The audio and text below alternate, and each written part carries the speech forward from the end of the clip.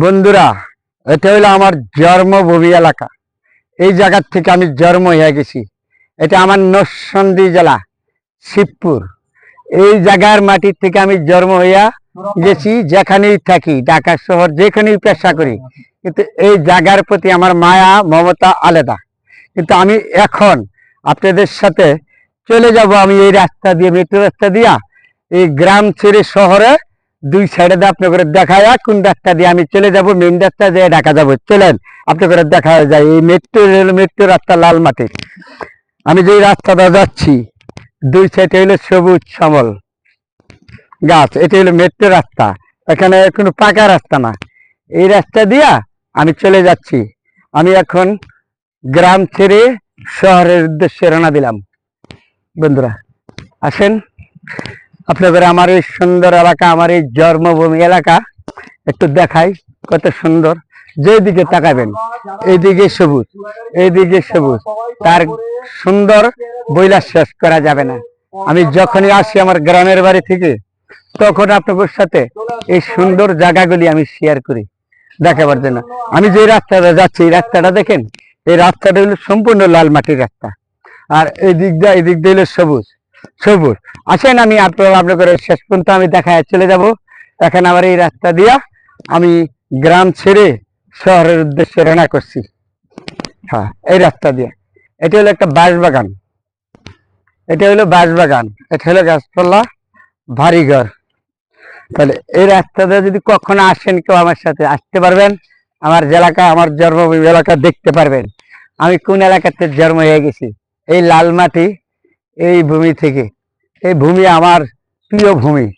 এই ভূমির অবদান আমি কখনো ভুলতে পারবো না। দেখছেন, এটা হলো আমার জন্মভূমি এলাকা। তারপরে আসলে এই রাস্তাতে আপনি করে চলে যাচ্ছে। দেখায় এইখানে দেখেন, এই কাঁঠাল গাছটার বয়স হইব কমপক্ষে 200 বছর। কত কাঁঠাল আইছে, 200 বছর বয়স হবে এই কাঁঠাল গাছটা। আল্লাহ পাক রব্বুল আলামিন কত বড় দিয়েছে। এরকম বহুত গাছ আছে আমাদের এলাকায় সর্বোচ্চ। এই দুইটা বাড়িঘর আছে। আর হলো পাহাড়, টিলা, লাল মাটি। বেশিরভাগই লাল মাটির রাস্তা। বেশিরভাগই আমাদের এলাকার লাল মাটির রাস্তা। এই যে এটা হচ্ছে শুধু পাহাড়ে, উপরে গাছপালা আছে। হ্যাঁ, আপনাদের দেখাই যাচ্ছি। এই যে মাটিগুলি আগলা না, এই যে ঝুঁকি দিলে ভাঙ্গে দেখা, ভাঙ্গে, এই যে ভাঙ্গে মাটিগুলি ভাঙ্গে দেখা। কিন্তু গাছের শিকড়ে এই মাটিগুলি ধরে রাখছে, ভাঙ্গে নেই গাছের শিকড়ে। তো এই রাস্তা দিয়া শেষ করে এখন চলে যাব মেইন রাস্তা। এই মেইন রাস্তা যাইয়া গাড়িতে উঠবো। গাড়িতে উঠতে ঢাকার উদ্দেশ্যে রওনা করবো। ওই দিক দিয়ে উপরে দেন একটা পাহাড় আছে। যে পাহাড়, এগুলি হলো বাঁশবাগান গাছ, কাঁঠাল গাছ, বিভিন্ন ফলের গাছ আছে আর কি। আর এই দিক দিল ফসল, কুফসল, দিক দিয়ে। এই জায়গার থেকে আমি জন্ম হয়ে গেছি। এটা আমার জন্মভূমি এলাকা। এই জায়গার গুণ গান বইলে আমি শেষ করতে পারবো না শুধু মুখে। তখনও আমি যখন আসি, তখন আপনাদের সাথে এই ভালো মন্দ নিয়ে শেয়ার করি। এই যেগুলো দেখেন না, এই সোনালী ফসল, মাঠ ভর্তি এই যে সোনালী ফসল। এই জায়গাটা দাঁড়াইছি, কত সুন্দর আলো বাতাস লাগে। দেখছেন জায়গাটা কত সুন্দর, দেখার মতন জায়গাটা। ঠান্ডা লাগতেছে, রোদ্রের তাপটা একটু বেশি বেড়ে গেছে। বেড়ে গেলে জায়গাটা খুব সুন্দর লাগতেছে, সুন্দর লাগতেছে। এখন আবার চলে যাচ্ছি এই রাস্তা দিয়ে। এই রাস্তা দিয়ে যাবো আর কি। এই রাস্তা দিয়ে মেন রাস্তায় যাবো, মেন রাস্তায় উঠবো এই রাস্তা দিয়ে।